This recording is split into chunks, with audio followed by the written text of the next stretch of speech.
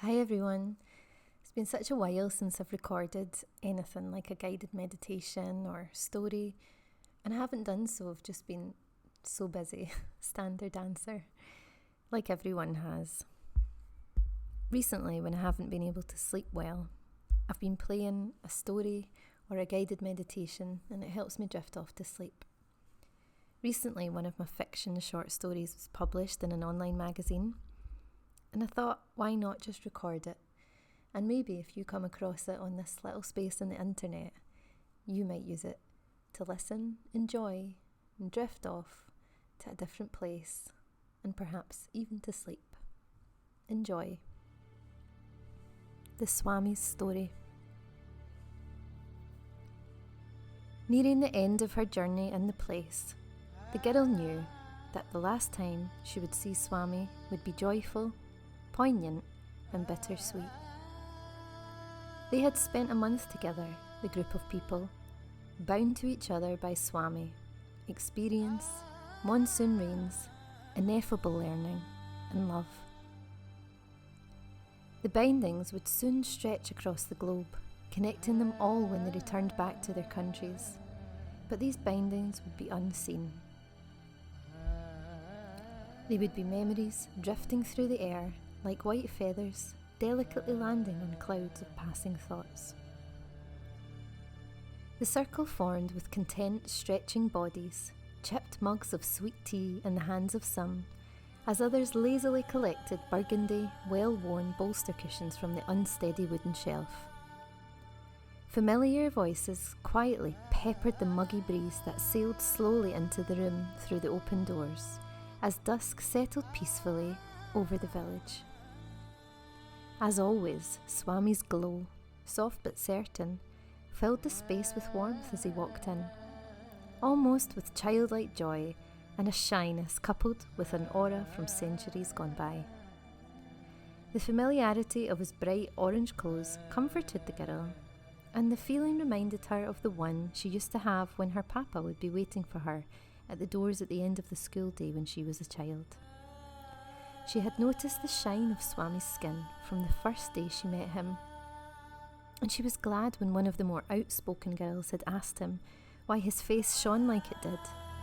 He simply smiled and replied, "Love and devotion." Swami took his place in the circle and greeted everyone individually with the girl's favourite Sanskrit word, Namaste. Her heart grew a little heavier as she watched Swami. Tomorrow she would leave the place and may never see him again. At least not in this life. Tears warmed her eyes as she shifted her gaze to the simple white candle that sat in the middle of the circle, on a silver plate surrounded with fresh orange marigolds and pink petals. After asking about the previous classes and acknowledging their last day together, the energy changed as the ever-smiling Swami then sat silently, showing the group he was ready to start his story. As each one of you arrived here, divine beings from across the globe, you entered this little place with some belongings taken from your modern lives. You kissed family and friends goodbye before embracing the journey of what was to come. I watched you all from my chair on the roof as the cars dropped you at the gate. Oh, how I laughed as you pulled cases with wheels over the broken path, with its holes filled with rainwater. I watched your faces as you waited for the old cow to decide to move out of your way on the path, and as the running monkeys pulled at your scarves.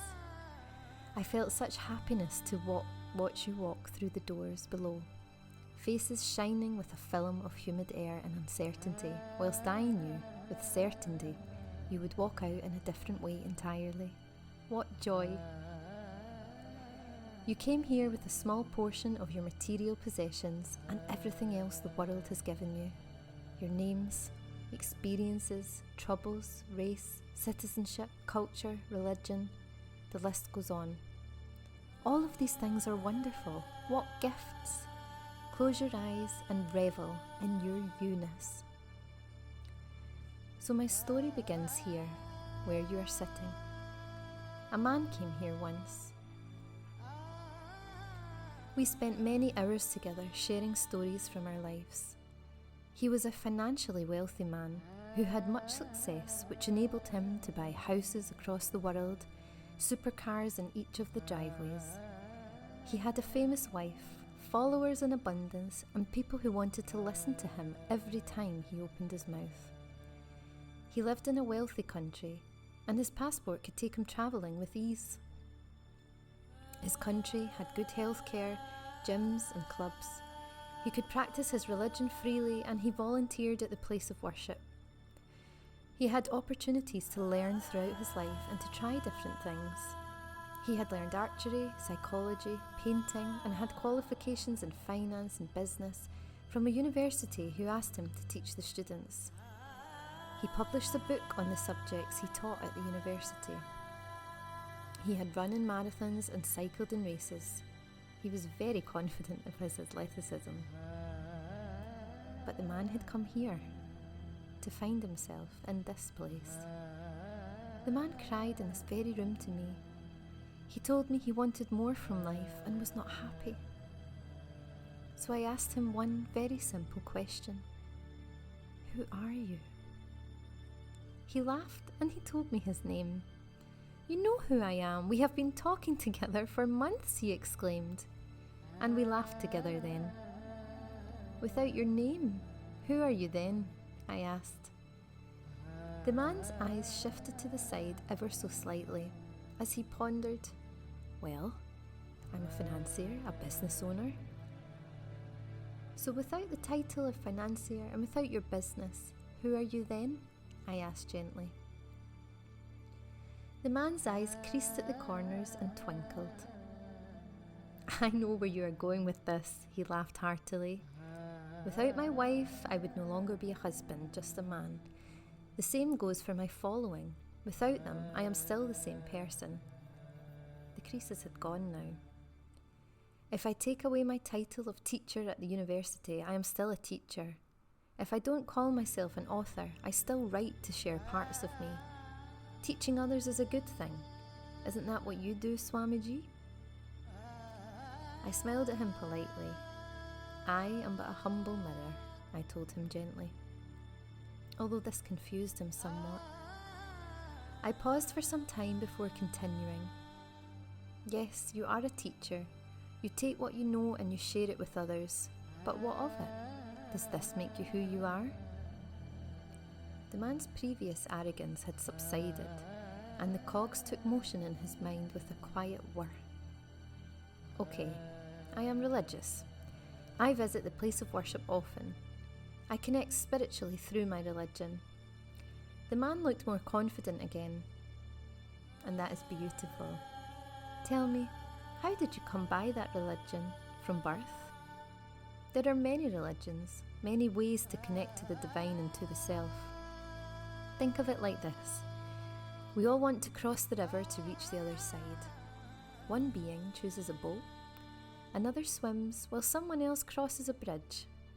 They are all going to the same destination, but how they travel varies. The many religions are the different ways to travel to the same place. Indulge me and consider this. If you removed religion from your life, who are you then? The man looked very deep in thought now, as a soft blanket of realisation began to envelop his rounding shoulders and his downturned head. Some time passed as we sat together in a comfortable silence, whilst the rustling leaves outside served only to remind us that there was a world outside. There are some things I am certain of, started the man, barely above a whisper.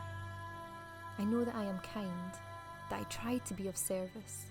I am so grateful for all that I have. I am. I find kindness in my heart to be of service to others in my life. Yes, I offered simply. The other thing I am certain of is death. The man looked straight at me and my eyes locked with his, the energy almost tangible. And if death comes to you and your physical body dies here, now, who are you then? The man looked like he had just opened his eyes for the very first time. "A soul," he said, as a solitary tear ran down the man's aging cheek and landed in the upturned corner of his mouth. Acceptance washed over his whole body like a beautiful cascading waterfall, and the man felt free. Swami's eyes seemed to be filled with particles of otherworldly light, not natural to this earth. As he finished his story, the group sat like a ring of ancient noble statues, as if frozen in time by the magical energy in the room where the very short story had taken place. "Mind blown!" shouted a normally introverted Canadian man, and the circle erupted into joyous laughter, with Swami's childlike giggle filling the air above it all. "You see, dear ones," he began once the raucous had subsided, "it doesn't matter where you are or what the world has imprinted on you while you take your place on this earth in this time and space. Your being is you, and that is divine. And what does our friend death teach us? When the body dies, you are a soul, a spirit, a memory that lives on in love. The soul is who you are. Find that, and you find I." After some time and emotional goodbyes, the circle lessened until only the girl was left in the room with Swami. "Oh dear one, how I have enjoyed you being here with me," he said to her, his eyes shining like a mirror in the sunlight. All she could muster was a tight hug, her face pressed into the warm orange cotton of his shoulder, as emotion sat in her throat before welling up and running silently from her eyes. A moment passed and she shyly stepped back, hands joined in front of her heart centre, delving into his kind eyes, and said, "Thank you, Swamiji, for the lessons."